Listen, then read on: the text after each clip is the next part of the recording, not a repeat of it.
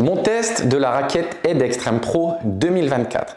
Attention, Ed vient changer le nom de la tour pour la version Pro. Ils viennent ajouter la technologie Oxetic 2.0 qui va te procurer plus de sensations encore au niveau de la frappe. Ces caractéristiques cependant restent inchangées. On est toujours sur un petit ami de 632 cm² qui va te procurer du contrôle, un plan de cordage très dynamique en 16-19, les œillets sont ouverts et ça va te permettre d'optimiser ta prise d'effet et ta puissance. L'équilibre est plutôt bas en manche à 31,5 pour améliorer la maniabilité et le contrôle. Une rigidité relativement élevée à 67 pour avoir plus de puissance. Et enfin, un poids à 305 grammes qui est plutôt un poids moyen légèrement élevé. Allez, on va voir maintenant sur le terrain ce que ça donne. J'ai testé cette Extreme Pro tout de suite après la Extreme MP. Donc pour moi, c'est très facile de la comparer.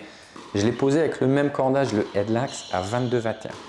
Tout de suite, je ressens que j'ai plus de contrôle sur mes frappes avec plus de précision, mais j'ai aussi une perte de puissance. Mais ça m'apporte un bon équilibre entre la puissance et le contrôle et c'est assez polyvalent à ce niveau-là.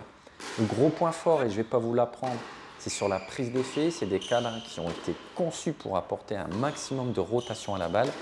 Et c'est vrai que si vous avez une prise qui est fermée ou vous jouez des balles bombées, on sent que la balle elle gicle et c'est assez jouissif parce qu'on sent qu'on fait quand même reculer l'adversaire. J'ai bien aimé également, c'était le feeling à la frappe. Donc ça, c'est vraiment avec l'ajout de la technologie Oxetic 2.0. Il y a une sorte de connexion supplémentaire qui se fait avec la balle. Et du coup, on a un rendu qui est vraiment très agréable, même quand ça reste en dehors du sweet spot. On sent un surplus au niveau du confort, de la tolérance et des sensations. Alors attention toutefois, c'est une raquette qui a beaucoup de qualité, mais c'est une raquette aussi qui est exigeante. Elle a un petit ami, donc elle demande à bien centrer, à être bien placée pour pouvoir l'exploiter. Bonne surprise pour moi au niveau de la volée, c'est une raquette où j'ai vraiment beaucoup de maniabilité. Un très bon toucher et surtout une très bonne précision qui m'a permis de pouvoir faire des volets assez tranchants. Au service, c'est le comportement que je ressens en fond de course, c'est-à-dire vraiment l'équilibre parfait entre la puissance et le contrôle. Et si vous slicez et vous kickez, vous allez vraiment ressentir ce gain au niveau de la prise d'effet.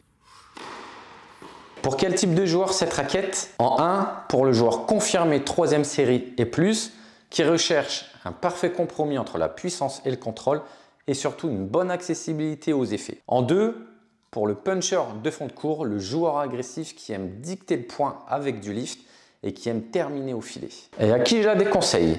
Alors en 1, aux joueurs qui vont manquer naturellement de puissance, tout simplement parce que c'est une raquette qui ne va pas vous en délivrer assez pour pouvoir faire mal à vos adversaires ou les déborder. En 2, aux joueurs 4e série. Malheureusement, c'est une raquette qui reste exigeante. Donc pour vous, il va être préférable de partir sur des tamis un peu plus grands, 645 cm² ou plus. Et enfin, aux joueurs défenseurs, parce que c'est une raquette qui ne va pas vous offrir assez de puissance. J'espère que cette vidéo vous a plu. N'hésitez pas à vous abonner et à commenter si vous avez des questions. Je me fais toujours un plaisir de vous répondre. Et je vous dis à très bientôt sur notre site extreme-tennis.fr.